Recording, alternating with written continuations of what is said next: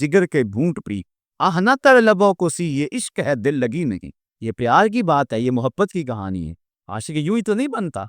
हम सारे आशिक रसूल हैं, लेकिन हमारे लिए दाढ़ी रखना भी बोझ बना हुआ है। आशिक आशिक हर कोई आके, पर आशिक बनदा मर के। जहर प्याला कोई नहीं पींदा, पर आशिक पींदा पढ़ के। तो बिलाल हबशी ने कितने दुख सहे शाब अबी तालिब की घाटी के अंदर। लोगों ने चमड़े को जला जला के उसकी खाक को पानी में मिला के पिया। और उन्होंने नहीं कहा था कि दीन पे चलना बड़ा मुश्किल हो गया है। उन्होंने नहीं कहा था जिनकी पीठ पे कोड़े मारे गए। उन्होंने नहीं कहा था जिनको ऊंट की दोनों टांगों से बांध दिया गया और फिर ऊँटों को हांका लगाया, और जब जिस्म चिरा, सुरख सुरख खून के कतरे गिरे, तारीख ने बताया जब तक जुबान बोलती रही, ये शख्स कहता रहा फुज़्तु बिरब्बिल काबा, कहते कि रब की कसम जिंदगी की बाजी जीत गया। लोहे की कलियों से जिस्म छेदे गए, सर पे आना रख के पांव तक चीर दिया गया, लेकिन उन्हें उफ तक भी नहीं कही। उन्होंने नहीं कहा था कि दीन पे चलना मुश्किल है। हम शोर कर रहे हैं दीन पे चलना बड़ा मुश्किल है, दीन पे तो चलना ही बड़ा आसान। हुजूर ने तो कोई मुश्किल चीज हमारे ऊपर लाजिम ही नहीं की। फरमाया मेरा जी चाहता है कि तुम्हारे ऊपर मिसवाक को लाजिम कर दूं, लेकिन डरता हूं कि उम्मत मुश्किल में ना पड़ जाए, इसलिए हर नमाज के साथ लाजिम नहीं करवा रहा। ये तखफीफात शरीयत, ये अल्लाह ताला के इनाम है, और इनके बारे में क़यामत के अंदर पूछा जाएगा। इतनी आसान शरीयत दी थी हमने, तुमने फिर भी अमल ना किया। पिछली शरीयतें देखो, अगर कपड़ा गंदा हो जाता है, कपड़ा काट कर कपड़ा कासना पड़ता था, धोने से पाक नहीं होता था। नमाज पढ़ने के लिए मस्जिद में जाना पड़ता था। ये उनके दौर का जो है वो इबादत खाना था, माबद था, वहीं जाना पड़ता था। तुम नहीं जा सकते हो मस्जिद में, घर में नीयत बांध लो, दुकान पे पढ़ लो, अपने डेरे पे पढ़ लो, खेतों के अंदर मुसल्ला बिछा लो। जहां वक्त आ गया, किसी पहाड़ की चोटी पे हो, वहां मुसल्ला बिछा लो। वुजू के लिए पानी है, वुजू कर लो, नहीं पानी है तो तयम्मुम कर लो, लेकिन सजदा ना छोड़ना, उसकी हुजूर सर झुकाना ना छोड़ना। कितनी सहूलतें तुम्हें दी थी। खड़े होके पढ़ सकते हो, खड़े होके पढ़ लो, नहीं खड़ा हो जाता बैठ के पढ़ लो, नहीं बैठा जाता लेट के पढ़ लो, लेकर भी नहीं जाता इशारे से पढ़ लो, पढ़ो जरूर। और तुमने फिर भी सजदा ना किया। उन उम्मतों के लिए कितनी मुश्किलात की, और तुम्हारे लिए कितनी आसानी है। क़यामत के दिन पूछा जाएगा, इतनी सहूलतें दी और मोहम्मद अरबी जैसा रसूल दिया तुमको, तुमने कदर ना की। सुम्मा लतुसअलुन्ना यौमइज़िन अनिन नईम। हजरत इमाम पाकिर रज़ियल्लाहु ताला अन्हु से रिवायत है, फरमाया जिस नेमत के बारे में क़यामत के दिन पूछा जाएगा ना, फरमाया वो नेमत हुआ रसूलुल्लाह सल्लल्लाहु अलैहि वसल्लम, वो हुजूर की ज़ात है। तुमको हमने रसूल करीम दिए जिनकी जिंदगी बेहतर नमूना थी, तुमने क्या कदर की? तुम मगरब के पीछे से रहे, तुम उनकी टाइयां बांधते रहे, तुम उनके पीछे दौड़ते रहे। तुम्हें आमना का लान नजर नहीं आता था, जिसने तुम्हारे लिए गारे सजदा करे नोकीले पत्थरों में पेशानी रख रख के आंसू बहाए। कभी तुम्हें वो नबी भी याद आया? कभी उसका ख्याल किया तुमने? तुम किन के पीछे भागते रहे थे? तेरे सोपे हैं फरंगी, तेरे काली हैं ईरानी, खून के आंसू रुलाती है जवानों की तन आसानी। हर कोई मस्ते मये ज़ौक़े तन आसानी है, तुम मुसलमान हो ये अंदाज़ा मुसलमानी, हैदरी फक्र है न दौलत उस्मानी है। तुमको असलाफ से क्या निस्बत रूहानी है, वो मुअज़्ज़ज़ थे ज़माने में मुसलमान होकर, तुम खारदुए तारिक कुरान होकर। हज़रत इमाम राज़ी लिखते हैं कि सुम्मा लतुसअलुन्ना यौमइज़िन अनिन नईम, इससे तख़फ़ीफ़ शराए भी हैं और इससे मुराद कुरान भी है। हमने कुरान पर अमल तुम्हारे लिए आसान बना दिया। तुमने कहाँ तक कुरान पे अमल? तुमने कुरान को सिर्फ तावीज़ गंडों के लिए रखा? तुमने कुरान को सिर्फ कचहरी में सर पे उठाने के लिए रखा? जब कोई शख्स मर गया तो सिर्फ उसके इसाले सवाब के लिए कुरान को पढ़ा? तुमने दुकान और घर में बरकत के लिए कुरान खोला? ये सारी बरकतें कुरान के दामन से हैं, लेकिन क्या कुरान के नज़ूल का मकसद ये था? बड़ी खूबसूरत शायर मशरक ने बात की। इकबाल कहता है बंदे सूफी ओ गुल्ला असीरी, हयातज हिकमत पुराना गिरी, बआयातश तुरा कारे जुजी नेस, क्या जियासी ने उ आसां बमीरी।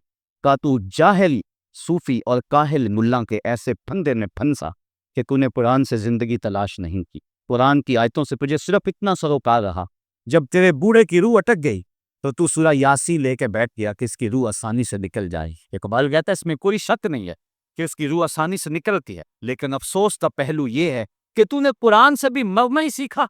जिस कुरान से तूने मरना सीखा, काश उससे जीना भी सीख। तूने कुरान से भी मरने की राह तलाश की, इसका लब नफ हयात आफरीता, इसका हर हरफ जिंदगी बख्शता, इसकी एक आयत नूर अफ़सासी, जिंदगी का सारा हुस्न, सारा जमाल और सारे उजाले इस कुरान के दामन में थे।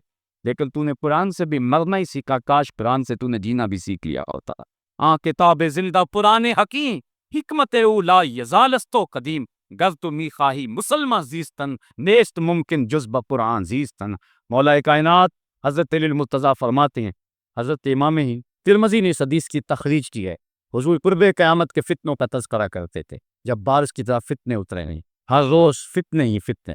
فرمایا کہ بڑے فتنے نازل ہوں گے، اور اس کی حضور پہ بچنے کی صورت کیا ہے؟ فرمایا اللہ کی کتاب قرآن مجید، جو اس کتاب سے جڑ جائے گا وہ فلاح پا جائے گا۔ آئیے قرآن سے جوڑیں، آؤ سنو اپنے محبوب کا فرمان۔ حضور فرمایا کہ قرآن اللہ کی رسی ہے، حبل ممدود من السماء الی الارض۔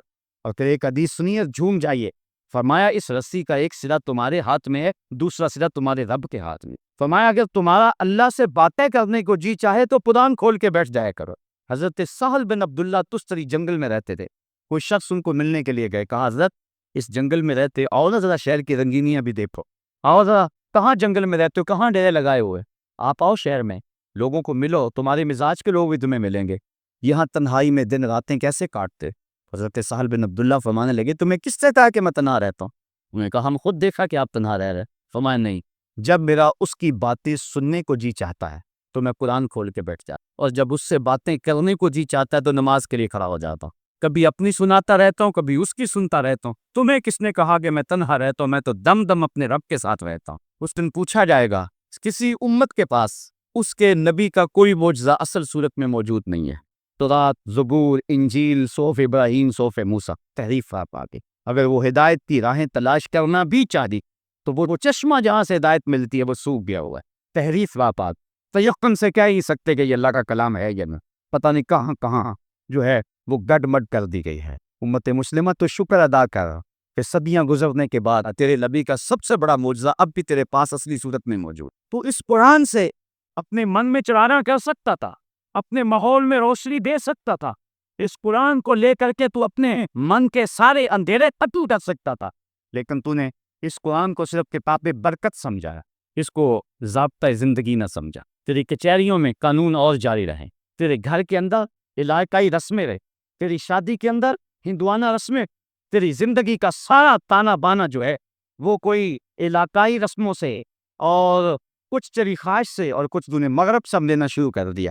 قرآن کو تو نے پس پش ڈال دیا، کر یہ قرآن اللہ سے کہ شکایت کرے گا، قرآن کہے گا مالک انہوں نے مجھے پس پش ڈال دیا، اور رسول بھی اللہ کی بارگاہ میں کہے گا کہ انہوں نے قرآن کو چھوڑ دیا تھا، پھر کیا جواب دو گے؟ تو کل قیامت کے دن جو ہے وہ جو سوال ہوں گے ان میں سے قرآن کا سوال لو۔ تو فرمایا حضور نے لا تزول قدم العبد یوم القیامہ حتی یسأل عن اربع، قیامت کے دن اللہ بندے کے قدم اپنے سامنے سے ہٹنے نہیں دے گا جب تک اس سے 4 سوال نہیں کر رہے، 4 سوال پوچھے گا، اور ایک حدیث جس کو امام بخاری نے نقل کیا ہے اس میں 5 چیزیں ہیں، اور یہاں بھی 5 ہیں، لیکن ایک چیز کو جو ہے وہ ایک سوال میں درج کیا، وہ کیا ہے؟ حتی یسأل عن اربع عن عمرہ فیما افناہ، پہلے عمر کے بارے میں پوچھا جائے گا کہ تم نے اس کو کہاں فنا کیا، ہم نے عمر دی، تم نے چوکوں میں کھڑے ہو کے تو نہیں گزار دی، تم نے چائے والے پھٹے پہ بیٹھ کے تو نہیں گزار دی، تم نے قیمتی عمر کو حماموں پہ بیٹھ کے ضائع تو نہیں کر دیا، تم نے آوارگی کے اندر عمر کو برباد تو نہیں کر دیا۔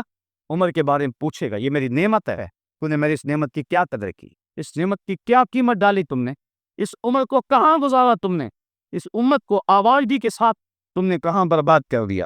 ایک سوال کرے گا، وَأَنْ شَبَابِهِ فِيمَا أَبْلَاهُ، جوانی کے بارے میں پوچھے گا۔ جوانوں، یہ سوال قیامت کے دن رب پوچھے گا، اور یہ بخاری کی حدیث ہے، حضور فرمایا اتنی دیر تک اللہ تعالیٰ اپنے سامنے سے بندے کو ہٹنے نہیں دے گا جب تک یہ سوال ضرور پوچھ نہ لے گا کہ جوانی کہاں گزاری، مجنوں تو نہیں بن گیا تھا، دنیا کی محبت میں گرفتار تو نہیں ہو گیا تھا، تیری نظر پجگاری تو نہیں کرتی تھی، تیرے خیال بہت تو نہیں گئے تھے، تیری سوچیں آوارہ تو نہیں ہو گئی تھی، تو جوان ہو کے رب کے حکموں کو توڑتا تو نہیں تھا، تیری جوانی کی دین کو ضرورت تھی، کابل میں لوگ لٹ رہے تھے، تنتھا میں کافرے لٹ رہے تھے، تیری بہن آپیہ صدیقی رو رہی تھی، جیل کی دیواروں سے سر پٹ رہی تھی، اور رو رو کے چیخ کے کہہ رہی تھی ہمیں چھڑا لو، ہمیں کافروں کے بیٹوں کے بائیں بننا ہم سے گوارا نہ ہو رہا ہے، تم نے ان کی مدد کو پہنچے، تم بن قاسم، تمہیں شہادت پوری، تمہیں صلاح الدین ایوبی کی زندگی کا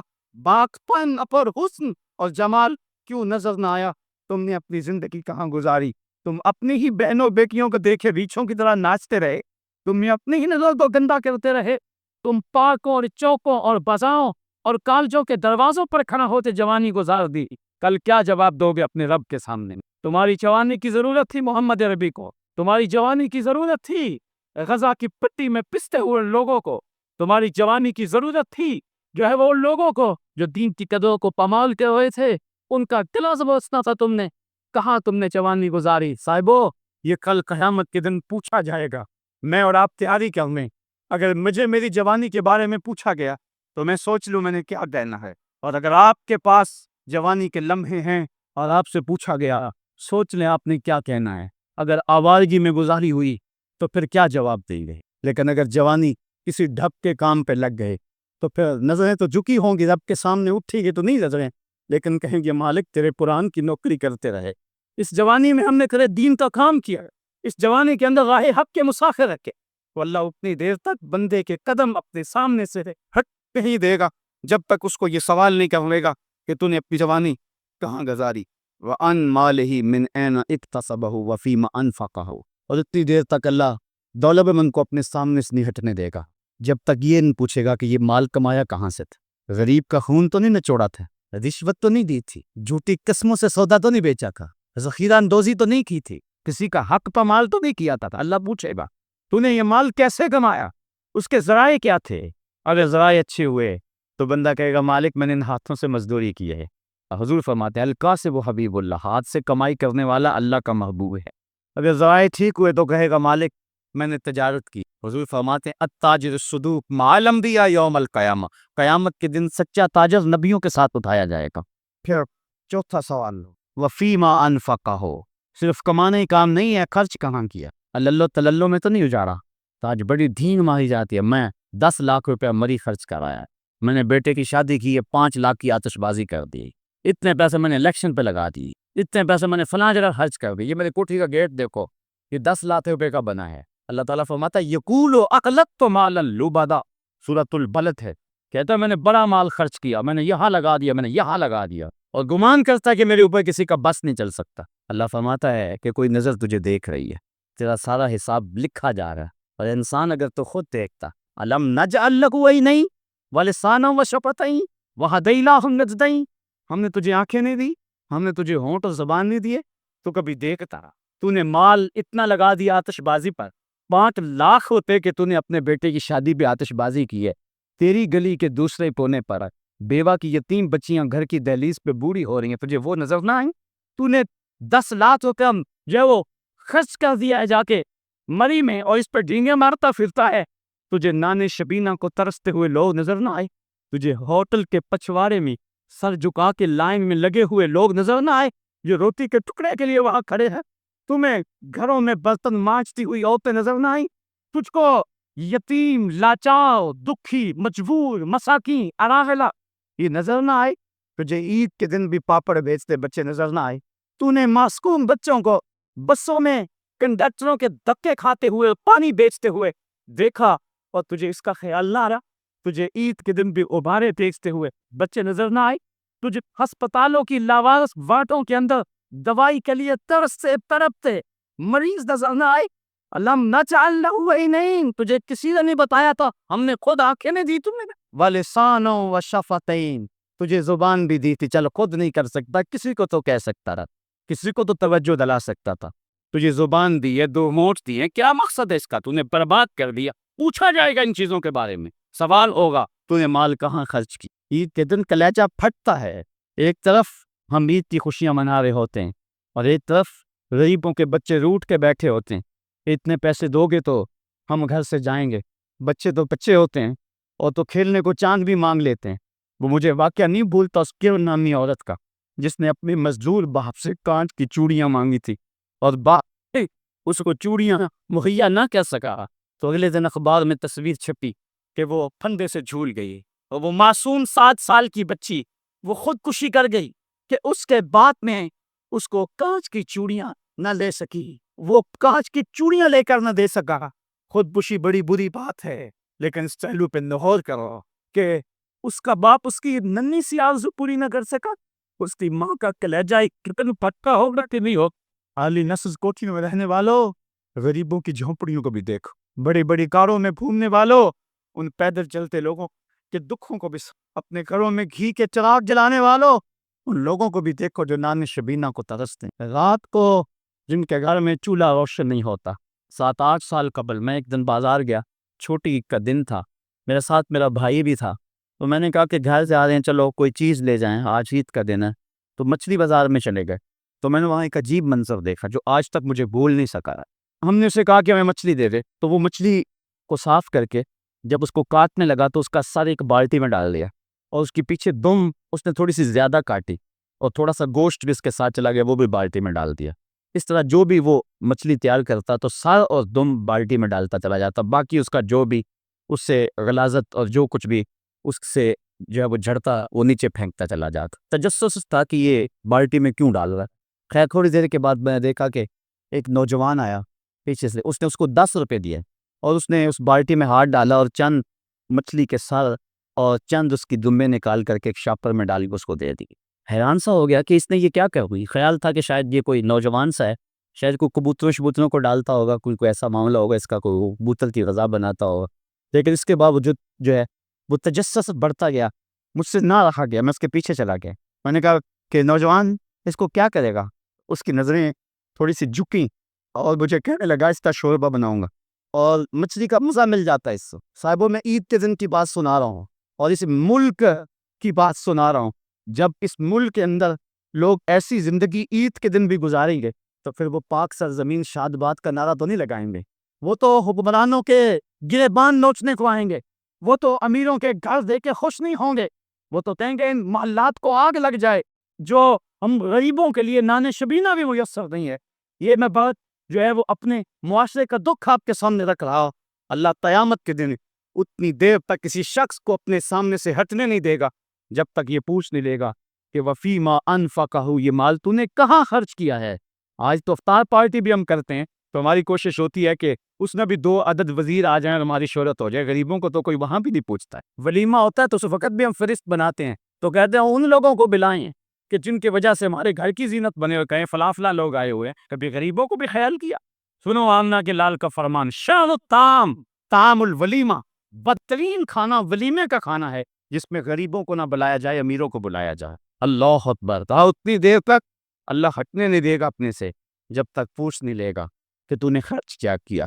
وَعَنْ عِلْمِهِ مَاذَا عَمِلَ بِهِ، اور 5ویں چیز، اللہ بندے کو اپنے سامنے سے اتنی دیر تک ہٹنے نہیں دے گا جب تک اس کے علم کے بارے میں پوچھ نہ لے کہ تو نے عمل کہاں تک کی۔ ممبر پہ تو بولتا تھا، تیری خطابت کے تو تن تنے تھے، لیکن کیا تو خود بھی عمل کرتا تھا یا تیرا کردار کچھ اور تھا؟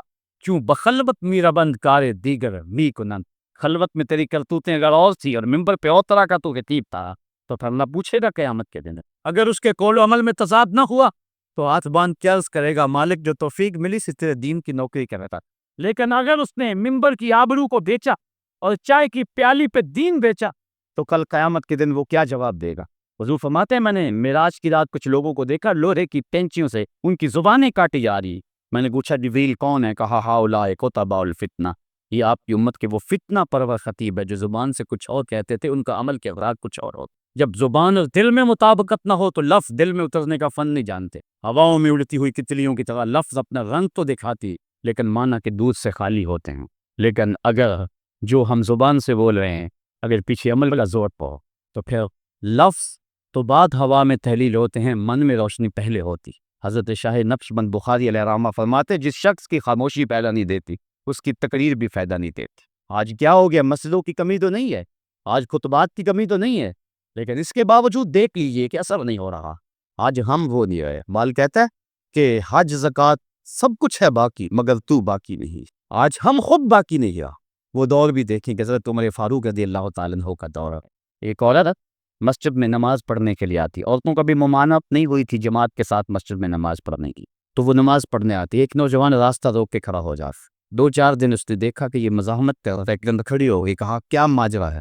اس نے کہا میں تیرا چاہنے والا ہوں، میرے دل میں تیرے لیے محبت کے بے پناہ جذبے، تیرے لیے آسمان سے تارے توڑنے پڑے تو اس سے بھی گریز نہیں کروں گا۔ اس نے کہا کہ میری کوئی شرط نہیں، اگر تو بڑا ہی چاہنے والا ہے میرا تو ایک شرط اگر پوری کر دے پھر میں تیرے لیے حاضر ہوں۔ کہا بتاؤ؟ کہا 40 دن تک حضرت عمر کے پیچھے نمازیں پڑھ لے، 40ویں دن کی آخری نماز کے بعد یہی ملاقات ہو۔ اس نے کہا یہ کون سا مشکل کام ہوا تیرے لیے، تو میں بڑا کچھ کرنے کے لیے تیار تھا، یہ تو آسان سا حل مل گیا۔